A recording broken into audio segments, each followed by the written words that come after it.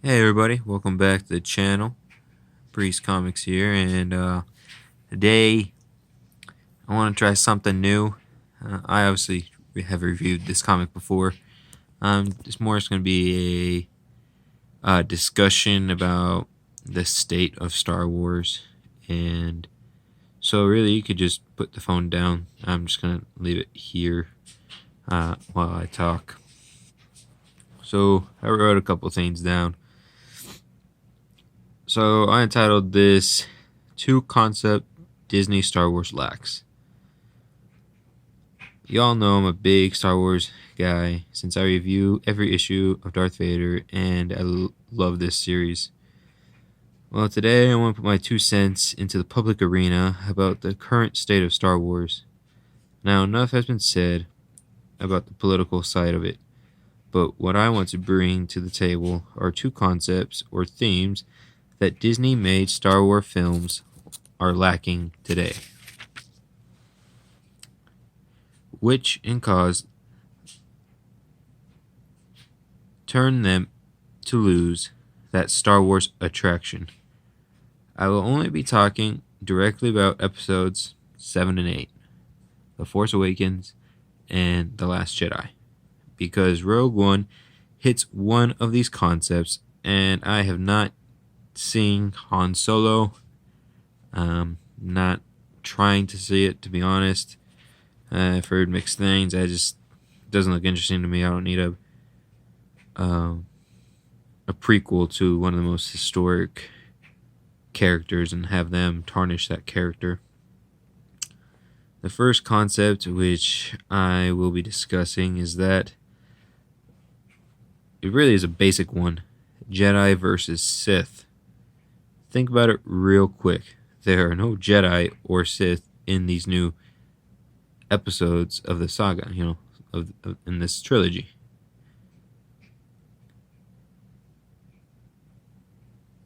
Rey is not a Jedi, just a Force wielder that the Force itself chose. Yes, Luke dabbled in training her, but it was nothing like his personal training, which spanned years throughout the main trilogy and many years after. Many people forgot or straight up do not know or recognize there's a very small time gap between The Force Awakens and The Last Jedi. It's 1 to 2 days max. Very, very small time frame.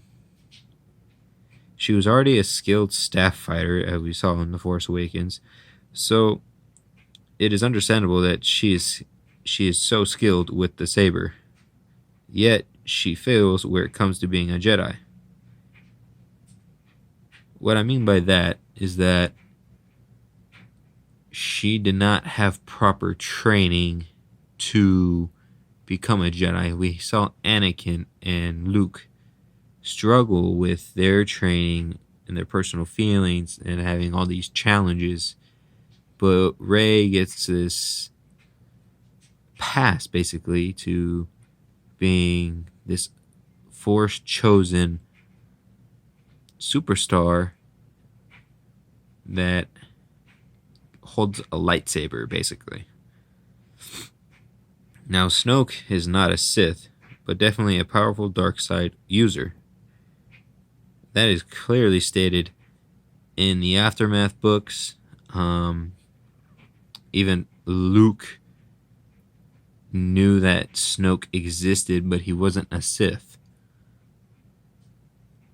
His power even lured Palpatine to go to the furthest parts to seek what he felt. And that's out of the Aftermath books. And you can even say Battlefront 2 video game that Palpatine felt a luring force to the outer rims of the Star Wars galaxy, and he wanted to figure out what was there, because what was luring him was dark. Now I'm going to talk a little bit about Kylo.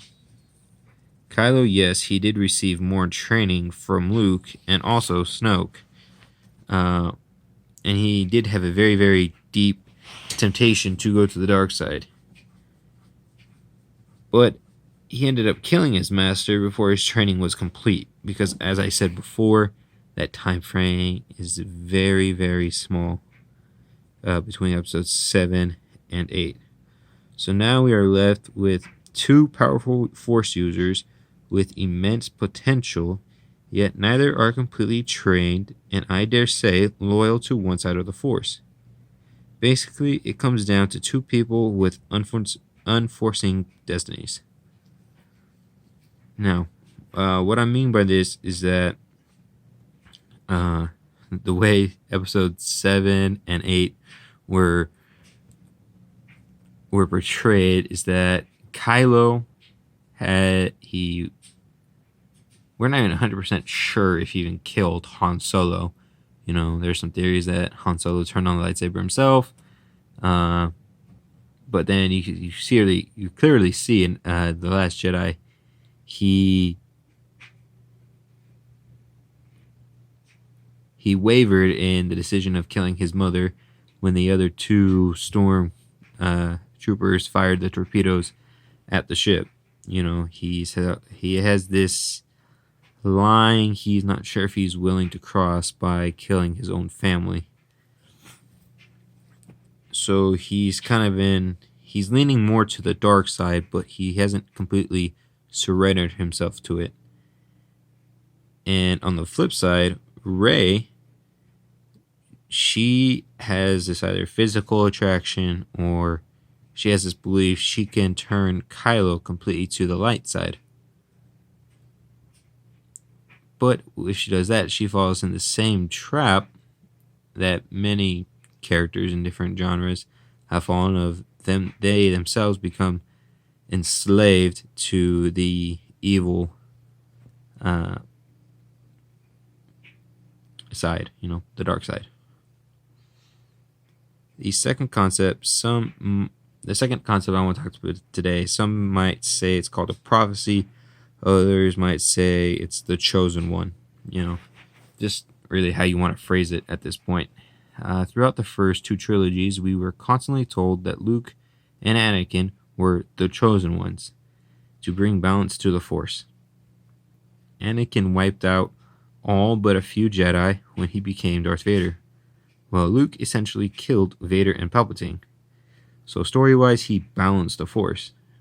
Now, this is going to be my own very personal opinion of what I've thought throughout many years.